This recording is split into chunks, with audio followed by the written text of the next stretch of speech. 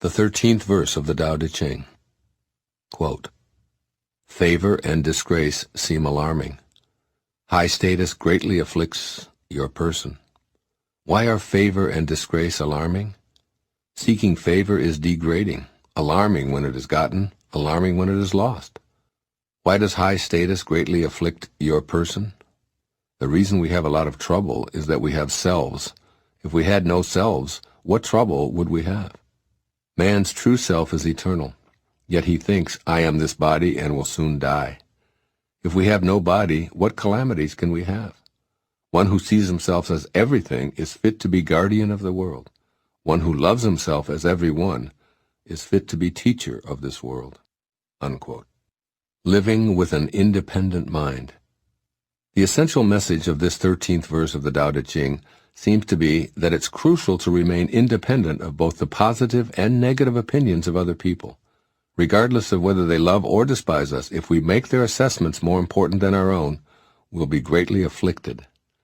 Seeking the favor of others isn't the way of the Tao. Pursuing status stops the natural flow of divine energy to your independent mind. You have a basic nature that is uniquely yours. Learn to trust that Tao nature and be free of other people's opinions. Allow yourself to be guided by your essential beingness, the natural you that nourishes your independent mind. By contrast, chasing after favored status or lofty titles to display self-importance are examples of living from a mind that depends on external signals rather than the natural inner voice.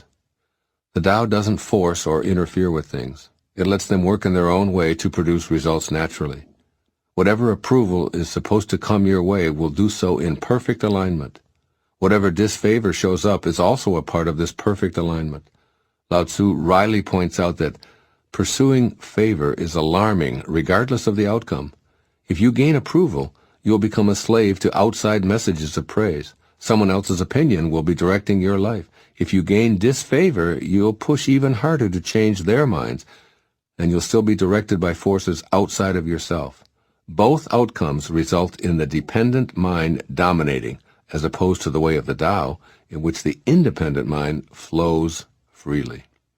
This 13th verse insists that ego and the need for importance are troublemakers that are energized by your in-the-world self. The way of the Tao is to be aware of your eternal nature and step outside of yourself or your body. No ego means no trouble. Big ego equals big trouble. The Tao Te Ching rhetorically inquires, if we have no body, what calamities can we have? If you ask yourself this question, you'll discover a divine invisible soul that's independent of the opinions of all the afflicted seekers populating the world. In the spirit of the Tao, your true nature will replace the pursuit of external favor with the awareness that what others think of you is really none of your business. Practice the following principles in Lao Tzu's message and gain immeasurable inner peace. You'll be in balance with the natural law of the universe, living with an independent mind in the spirit of the Tao. First, practice trusting your own inner nature. Every passionate thought that you have regarding how you want to conduct your life is evidence that you're in harmony with your own unique nature. Your fervent belief is all you need. If you're tempted to feel insecure because others disagree with you, recall that Lao Tzu counseled that seeking favor is degrading and will lead you out of touch with your true self.